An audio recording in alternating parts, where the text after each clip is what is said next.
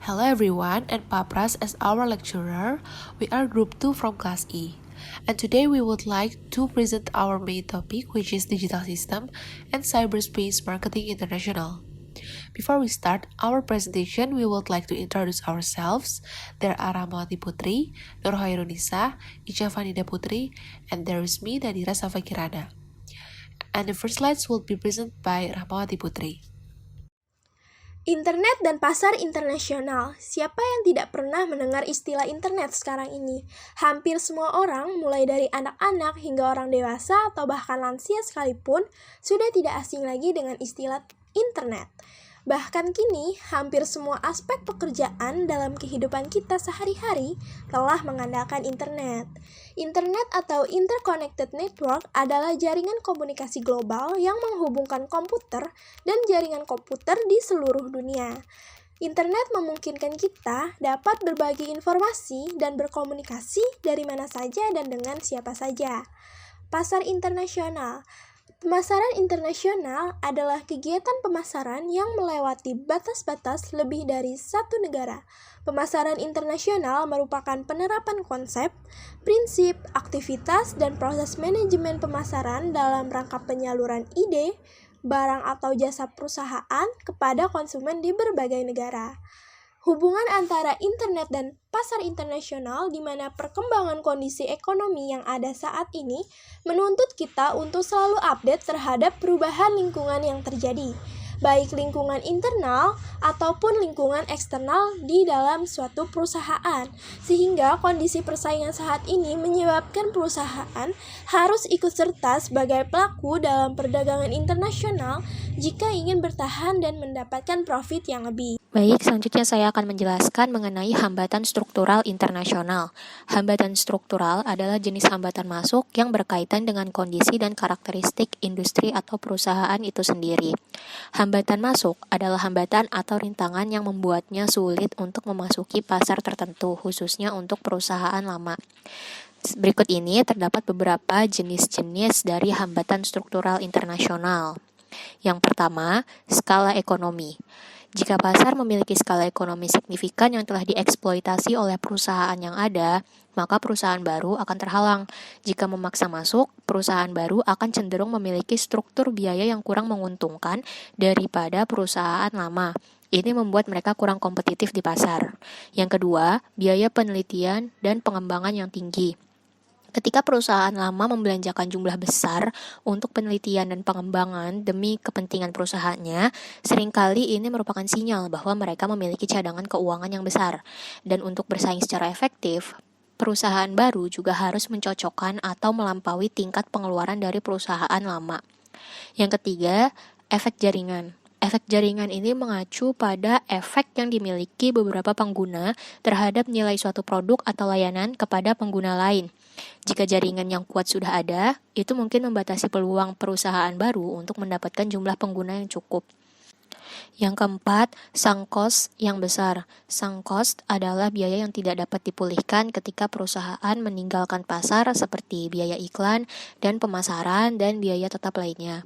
Yang kelima, penguasaan sumber daya atau bahan baku utama.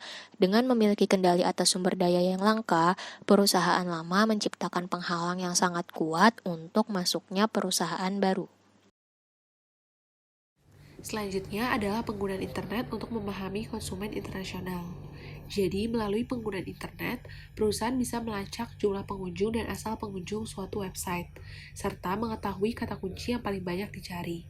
Data tersebut nantinya akan sangat membantu perusahaan untuk melakukan riset pasar dan merencanakan strategi pemasaran yang tepat. Dengan internet juga memungkinkan untuk menggunakan aplikasi elektronik e-commerce yang dapat digunakan pada jaringan global, dan biasanya dilengkapi dengan aplikasi pemrosesan pemesanan secara online. Electronic Data Interchange juga dapat untuk mengirimkan dokumen bisnis dan keamanan sistem pembayaran Electronic Funds Transfer. Penilaian dan ulasan konsumen tidak hanya membentuk pengalaman membeli konsumen, tetapi juga mempengaruhi reputasi bisnis dan pengembangan produk. Aktivitas online semacam itu menghasilkan banyak data yang digunakan untuk membuat sketsa profil konsumen, yang nantinya dapat digunakan untuk inti model bisnis e-commerce. Selain itu, perusahaan juga harus mencari cara untuk memberikan jaminan kepada para konsumen bahwa perangkat dan layanan mereka bermanfaat dan berguna tanpa melewati batas yang menjadi sesuatu yang menakutkan. Hal ini bisa membantu mereka membangun kepercayaan pada perangkat yang terhubung di antara konsumen dan berpotensi menghasilkan keunggulan yang kompetitif. Selanjutnya, saya akan membahas mengenai keunggulan kompetitif dan cyberspace. Keunggulan kompetitif menurut Michael Porter adalah kemampuan yang diperoleh perusahaan untuk memiliki kinerja yang lebih tinggi dibandingkan perusahaan lain pada industri atau pasar yang sama. Strategic Generic Porter meliputi cost leadership, differentiation, cost focus, dan differentiation focus. Cost leadership. Cost leadership adalah strategi di mana perusahaan menjual produk dan jasanya kepada pelanggan dengan harga yang lebih rendah dibandingkan dengan para pesaingnya dan melayani pada cakupan segmen yang lebih luas. Contohnya AirAsia. AirAsia adalah penerbangan dengan biaya rendah, sehingga memudahkan bagi masyarakat untuk terbang. Yang sesuai slogannya, Now Every Can Fly. AirAsia memiliki segmentasi dengan konsumen menengah ke bawah yang tidak begitu mementingkan layanan tetapi fokus pada harganya. Selanjutnya ada differentiation. Differentiation adalah strategi yang bertujuan pada memproduksi barang atau jasa yang dipertimbangkan unik dalam industri dengan segmen lebih luas. Contohnya Starbucks, perusahaan kopi asal Amerika yang menawarkan kopi dengan berbagai macam menu dan memiliki tempat yang nyaman sehingga konsumen betah berlama-lama di Starbucks. Selanjutnya ada cost focus, strategi yang digunakan untuk membangun keunggulan bersaing dalam suatu segmen pasar yang sempit. Konsumen ditargetkan tidak terpengaruh dengan harga dalam pengambilan keputusan. Contohnya Apple. Apple yang berfokus kepada produknya selama bertahun-tahun, tanpa terpengaruh pasar. Kreativitas Apple mampu secara gesit dan inovatif dalam mengembangkan smartphone-nya, yang membedakannya dengan pesaing lain. Apple dianggap paling terdepan dalam revolusi yang mampu mengintegrasikan antara musik, gambar, dan animasi. Selanjutnya, differentiation focus. Mendiferensiasikan produk atau jasa yang ditawarkan perusahaan dengan cara menciptakan sesuatu yang baru yang dirasakan oleh industri secara menyeluruh sebagai hal unik dengan cakupan segmen yang lebih sempit.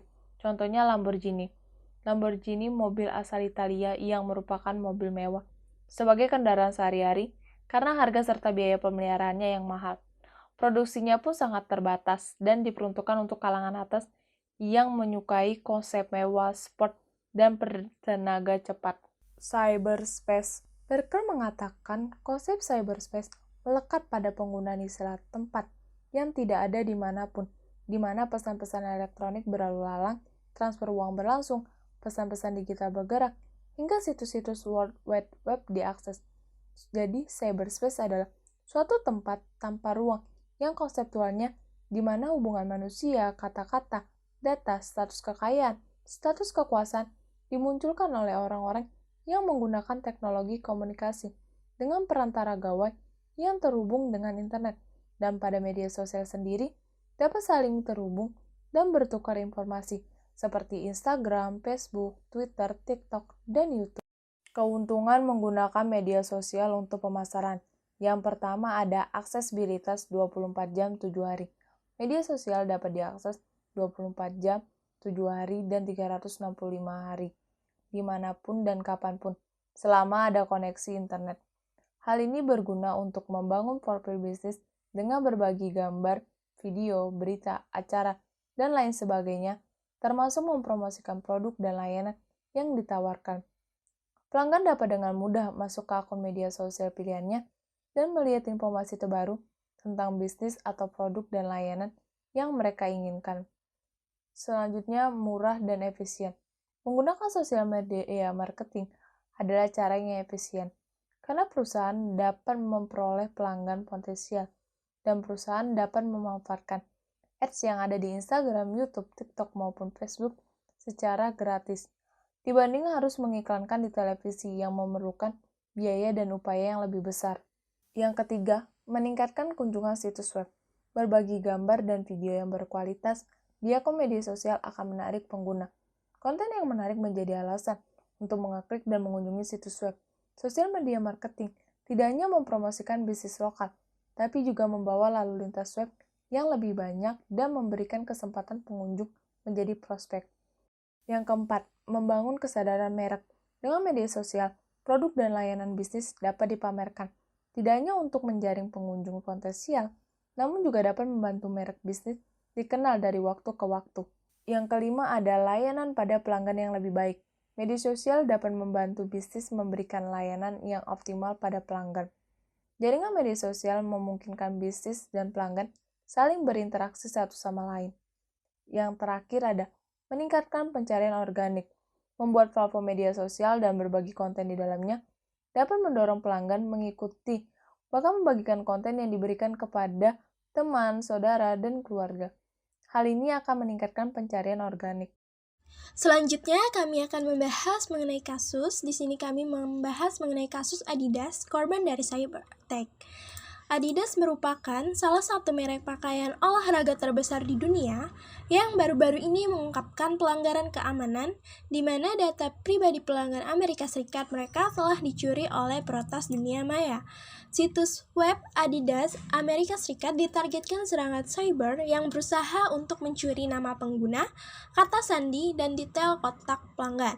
Tetapi Adidas menekankan tidak ada ancaman terhadap detail pembayaran pelanggan, sehingga rincian serangan ini masih belum diketahui siapa dalang di baliknya dan bagaimana hal tersebut terjadi. Diketahui bahwa jutaan pelanggan terpengaruh dan Adidas pun menyelidiki masalah ini lebih lanjut dengan menghubungi pelanggan yang terpengaruh dan meluncurkan kembali situs webnya. Dari kasus Adidas tersebut, solusi yang dapat dilakukan oleh Adidas untuk mencegah pelanggaran keamanan, yang pertama menggunakan perangkat lunak keamanan tingkat akhir, yang kedua menggunakan perisai daring FEG, FEG ini semacam antivirus, yang ketiga perlindungan identitas FEG, yang keempat perlindungan kata sandi, yang kelima firewall, yang keenam menggunakan anti-rootkit. Lalu kesimpulan dari hasil paparan kami di atas tadi, bahwa digital system sendiri merupakan sistem elektronika yang setiap rangkaian penyusunnya melakukan pengolahan sinyal diskrit. Pemasaran digital sendiri adalah suatu usaha untuk mempromosikan sebuah merek dengan menggunakan media digital yang dapat menjangkau konsumen secara tepat waktu, pribadi, dan relevan. Sehingga cyberspace marketing internasional merupakan sebuah pemasaran media digital dengan melewati batas-batas lebih dari satu negara. Alright, that brings us to the end of the presentation. We sincerely appreciate your attention and thank you so much